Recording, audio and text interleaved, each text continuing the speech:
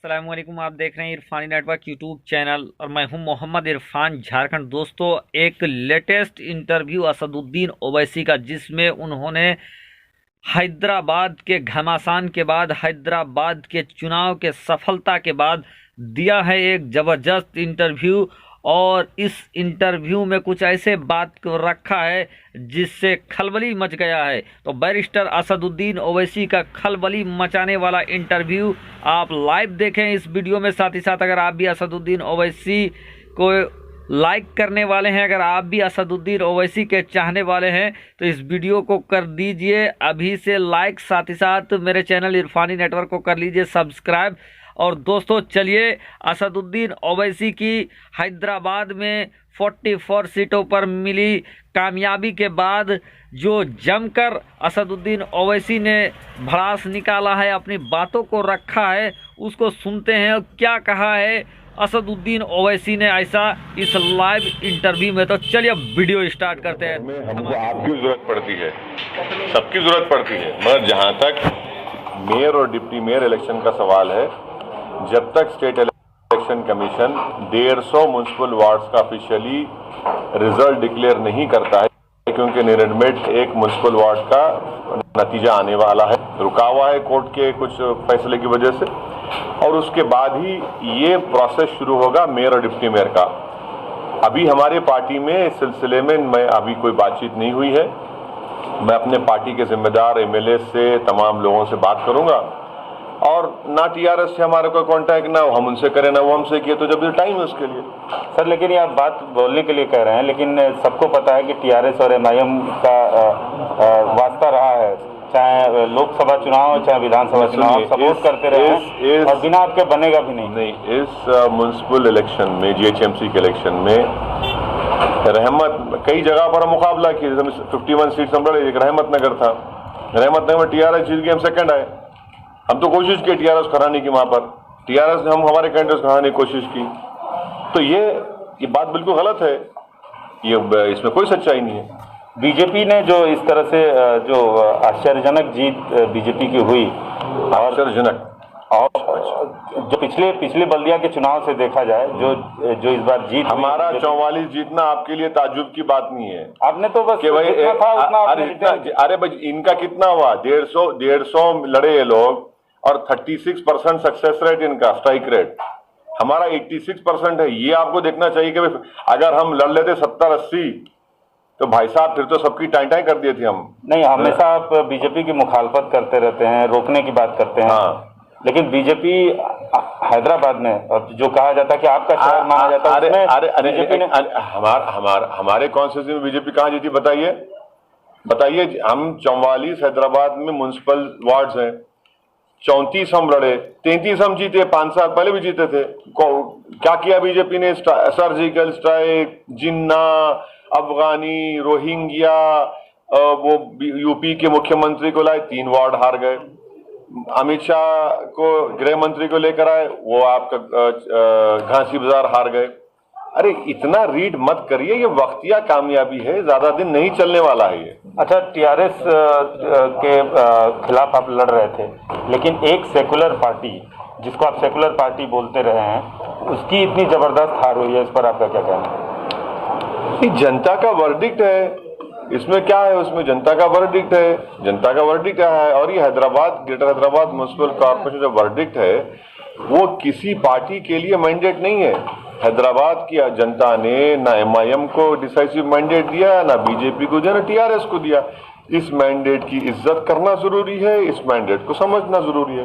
तो ये जो मैंडेट आया, उस ट्रेंड को देखते हुए आपको 2023 में खतरा नहीं महसूस हो रहा है? देखिए, एक बात समझिए, जीएचएमसी यकीनन तेलंगाना का हिस्सा है, मगर जो मेनलैंड तेलंगाना है, वहां पर तेलंगाना की एक फीलिंग है, एक रीजनल एस्पिरेशन है, वहां पर बिल्कुल मुख्तलिफ पॉलिटिकल डेमोग्राफी है। और बहुत हद तक मैं ये समझता हूं कि केसीआर उन तमाम चीजों का एक रिफ्लेक्शन करता है, उनकी पार्टी नहीं। अगर आप बोलेंगे आप गलत कह रहे हैं, तो मैं आपको बता रहा हूं कि निजामाबाद म्युनिसिपल कॉरपोरेशन में 8-10 महीने पहले इलेक्शन हुए, जहां पर बीजेपी का सिटिंग एमपी है, वहां पर क्या मेयर बीजेपी का है, डिप्टी मेयर नहीं है? करीमनगर म्यूनसिपल कॉरपोरेशन के इंतखाबात हुए, इलेक्शन, वहाँ पर बीजेपी का स्टेट प्रेसिडेंट है, MP है, वहाँ पर बीजेपी का मेयर डिप्टी मेयर नहीं है। तो इसीलिए हम कह रहे हैं कि आप बहुत ज़्यादा इसको रीड मत करिए, इस डिसीजन को। मेरा मानना यह है कि आज भी TRS एक फॉर्मिडेबल फोर्स है मेनलैंड तेलंगाना में।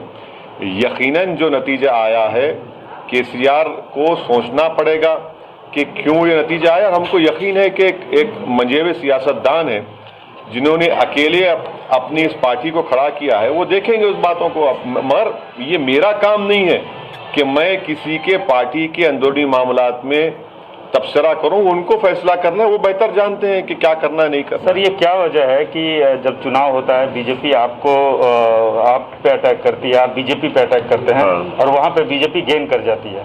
आपका फायदा या नुकसान नहीं होता है, अगर फायदा भी होता है या नुकसान भी होता है, लेकिन बीजेपी गेन करती है, क्या वजह है?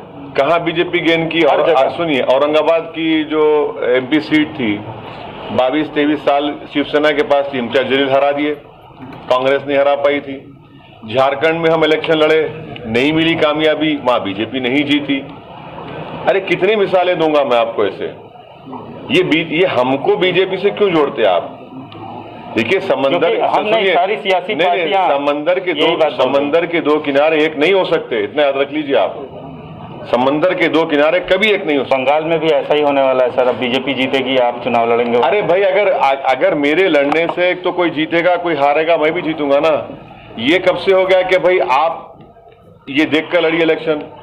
मैं भी हारा है, 7 सीट में हार गया, मेरे खिलाफ मैं बोलूं, शिकायत करूं, मैं छोटे बच्चे की तरह रहूं कि भाई 7 सीट में हार गया, क्यों लड़े मेरे खिलाफ? यही तो जमहूरियत की खूबसूरती है, यही तो जमहूरियत की खूबसूरती है। तो बंगाल के हमारे जिम्मेदारों से हमारी बातचीत होगी, उनसे पूरा बात करेंगे, फैसला लेकर आपको बताएंगे। बीजेपी जिस तरीके से गेन कर रही है, बिहार में भी आप चुनाव लड़े, आपको भी 5 सीटें मिली, बीजेपी जीती, यहाँ भी यही देखने को मिला। तो बंगाल में आप जैसे बोलते हैं, हर बार आप ये बोलते हैं कि वक्तिया फायदा है। नहीं, एक बात सुनिए, बिहार बंगाल में पार्लिमानी चुनाव हुए, 18 बीजेपी जीती, हम तो एक भी नहीं लड़े। क्या बोलेंगे आप? TMC के नेता छोड़ के बीजेपी भाग रहे, हमसे पूछ के जा रहे हैं क्या वो? अरे हर चीज में हमको लाके आप लोग खड़ा कर देते सामने। अरे हमारे कंधे पे रखकर बीजेपी का बाजा मत बजाइए, हमारे कंधे पे रखकर बीजेपी का प्रोपेगेंडा मत करिए। और बीजेपी अगर जीत रही है तो क्यों जीत रही है भी तो देखिए। भाई, आप तो मुसलमानों का सेक्युलर वोट ले रहे हैं, मगर आपका वोटर कहां भाग रहा है वो भी तो सोचिए। आप वो क्यों नहीं सोचते? जिस दिन ये तमाम जो अपने आप को सेकुलर कहते हैं वो इस चीज को सोचेंगे, समझेंगे, प्लान आउट करेंगे, तभी जाकर बीजेपी से मुकाबला कर पाएंगे।